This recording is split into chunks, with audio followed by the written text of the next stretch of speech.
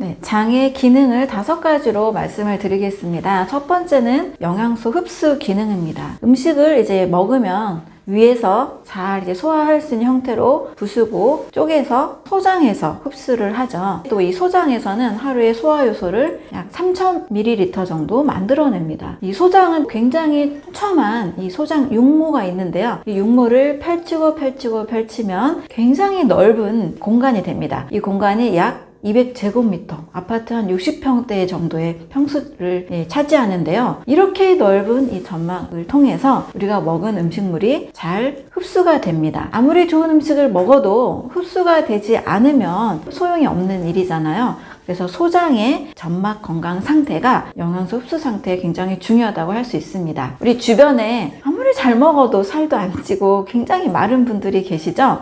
네, 그런 분들 꼭 부러워할 것만은 아닌데요. 바로 이 소장의 점막 건강 상태가 좋지 않은 경우가 많이 있습니다. 그래서 소화기가 안 좋기 때문에 영양소 흡수가 잘 되지 않는 거고, 결국 몸 전체가 좀 허약한 체질로 계속 유지가 될 수밖에 없는 거죠. 장의 기능 중에 가장 중요한 기능, 바로 영양소 흡수 기능입니다. 두 번째는 면역 기능입니다. 장은 그냥 음식물을 먹고 내보내는 하수도 같은 그런 느낌이 있었는데요. 여러 학자들에 의해서 소장 점막에 페이어스 패치, 파이어판이라는 굉장히 촘촘한 림프구들이 많이 있는 림프절들이 있다는 것이 확인이 됐습니다. 그래서 장에 약 70에서 무려 80%의 면역력을 차지한다라고 이야기를 하고 있습니다. 자, 우리가 음식을 먹으면 늘 균이 없는 완벽히 깨끗한 상태의 음식만 먹는 것은 아니죠. 다양한 균, 다양한 바이러스, 또 식품에 있는 다양한 독소들도 같이 먹을 수밖에 없습니다. 물론 위에서 어느 정도 위산의 살균 처리 기능을 거치지만 그래도 여전히 남아있는 유해 물질들을 바로 이 소장 점막의 다양한 육모 속에 있는 림프구 면역 세포들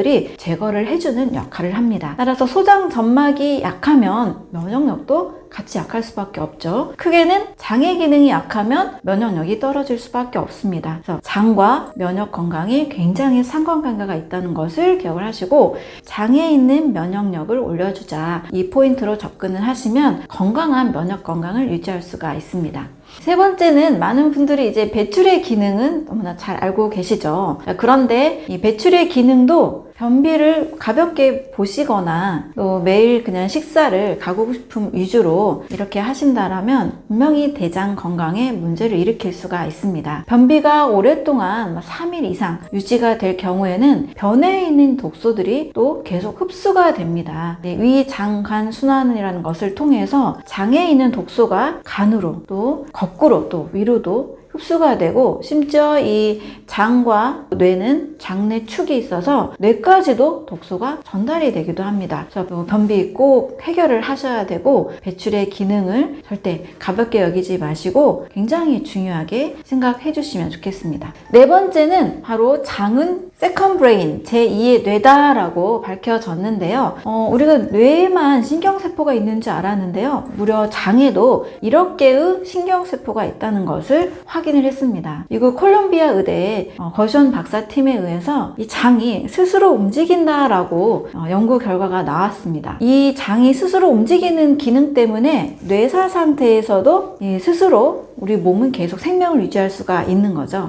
바로 식물인간의 경우에 해당이 되는 이야기입니다. 이렇게 장은 뇌만큼 똑똑한 기능을 하고 있기 때문에 아무렇게나 먹고 아무렇게나 식사하고 그냥 관리를 대충 소홀히 한다라면 우리 뇌에도 분명히 연관성이 있습니다. 또 최근에는 장뇌축에 의해서 우울증, 파킨슨, 치매, 알츠하이머, 그리고 뇌 질환만으로 알고 있었던 이 질병들이 장의 건강에 굉장히 영향을 미치고 있다라고 계속 연구 결과들이 나오고 있습니다. 한마디로 장이 나쁜 사람들이 뇌 질환에 더 걸릴 확률이 높다라는 거예요. 그래서 제2의 뇌다, 장을 가볍게 수구 정도로 여기시면 절대 안 되고요. 두 번째 뇌, 세컨 브레인, 굉장히 중요하게 꼭 여겨주셨으면 좋겠습니다. 마지막으로 5번째는 이 호르몬 기능입니다. 호르몬도 역시 뇌만 우리가 중요하게 연구를 할 때는 뇌에서 다 분비한다라고 알고 있었는데요. 장에서 상당히 많은 호르몬이 만들어지고 분비되는 것으로 알려졌습니다. 그 중에 세로토닌이라는 심리적인 안정감, 또 학습과 업무의 집중력, 또 편안함을 느낄 수 있는 아주 중요한 기능을 하는 이 호르몬, 세로토닌이라는 호르몬이 무려 95% 정도가 장에서 분비가 되는 것으로 알려졌고요.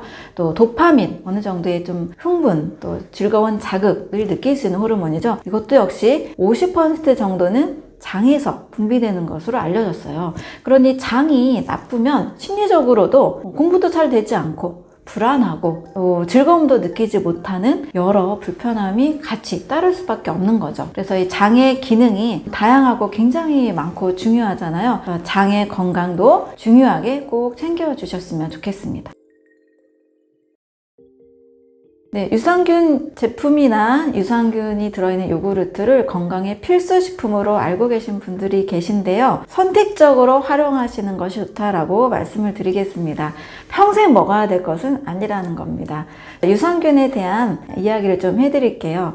우리 몸에는 장내 미생물이 약 38조 개 정도가 같이 생활하고 있습니다. 사람의 세포수가 최근에 한 37조 개 정도로 밝혀졌고요. 장내 미생물은 그보다 1조 개가 더 많은 38조 개로 밝혀졌고, 이 종류로는 약 300에서 400종 정도로 굉장히 많은 수가 밝혀졌습니다. 그런데 이 장내 미생물은 우리 몸에서 공생관계를 이루면서 사람이 하지 못하는 소화를 돕기도 하고, 또 사람이 만들어내지 못하는 비타민 K나 비타민 B12 같은 다양한 영양소들, 꼭 필요한 영양소를 만들어내기도 합니다. 근데 이 장내 미생물을 위해서, 건강을 위해서 이 유산균을 꼭 먹어야 된다, 요구르트를 매일 마시자라고 이제 주장을 하시는 분들도 계신데요. 그 개념을 위해서 요즘 프리바이오틱스 이렇게 단어로도 표현을 합니다. 용어를 좀 정리를 해드리겠습니다. 자, 프리바이오틱스는 장내 미생물이 먹는 먹이를 뜻하고요. 프로바이오틱스는 장내 미생물을 뜻하고요. 포스트바이오틱스는 이 장내 미생물이 만들어낸 결과물을 뜻합니다.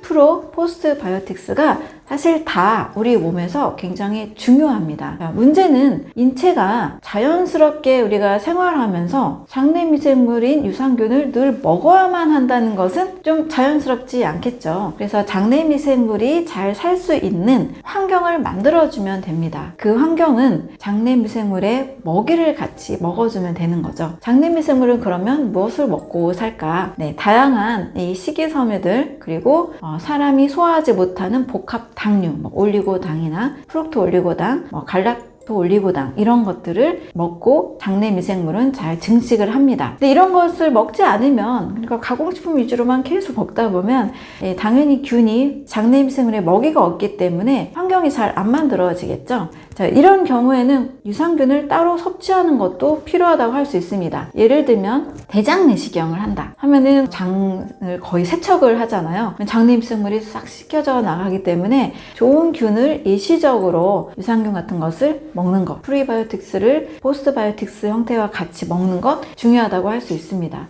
또 항생제를 어쩔 수 없는 어떤 수술이나 항생제를 너무 장기간 복용할 때 장내 환경이 완전히 또 초토화가 되기 때문에 이럴 경우에도 일시적으로 좋은 균을 먹는 것은 필요합니다. 문제는 평생 먹을 것이 아니고 일시적으로 먹고 장내 환경이 어느 정도 잘 만들어질 수 있도록 그 먹이를 같이 먹어주면 되니까요. 몸에 좋은 신선한 과일, 채소류, 버섯류, 해조류 이런 것들을 같이 먹어주면 장이 건강한 환경을 만들어냅니다. 따라서 평생 먹을 것이 아니고요. 또 평생 유산균 요구르트를 먹어야 되는 것은 아니고요. 건강한 장이 만들어지는 그 환경을 세팅할 때까지만 드시고 좋은 균들의 먹이를 먹어주는 것이 필요하다고 할 수 있습니다. 장내는 어떤 환경을 구성하고 있냐면 좋은 균, 유익균과 유해균의 이 비율이 약 85대 15% 정도로 구성을 하는 것이 좋습니다.